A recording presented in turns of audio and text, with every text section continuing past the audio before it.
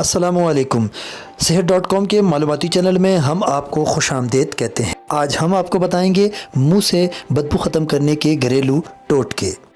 یوں تو mouth hygiene کے حوالے سے مارکیٹ میں مختلف پروڈکٹ دستیاب ہیں، تاہم منہ سے جراثیم اور بدبو ختم کرنے کے لیے چند آسان اور سستے ٹوٹکے بھی موجود ہیں جنہیں آپ آسانی کے ساتھ استعمال کر سکتے ہیں۔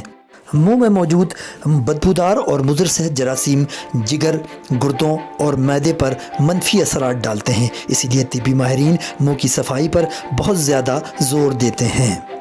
منہ کی صفائی کے لیے قدرتی اجزاء پر مشتمل چند گھریلو ٹوٹکے آپ کے لیے فائدہ مند ثابت ہوتے ہیں، جیسے کہ نمک والا پانی۔ گرم پانی کا آدھا کپ لیں اور اس میں آدھا چمچہ نمک ڈال لیں، اسے اچھی طرح ہلا لیں اور پھر اسے وقفے سے غرارے کریں۔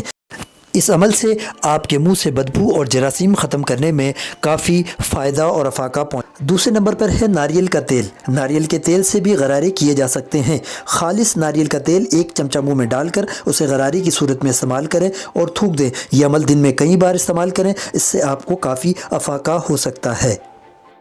لونگ اور دار چینی کا تیل۔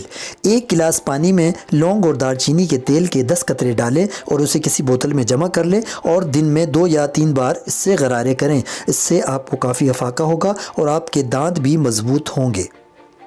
بیکنگ سوڈا دانتوں کی صفائی کے ساتھ ساتھ منہ کے صفائی کے لیے بھی بہت اہم ہے۔ ایک چمچہ بیکنگ سوڈا ایک گلاس پانی میں ملا کر اسے صبح شام غرارے کریں۔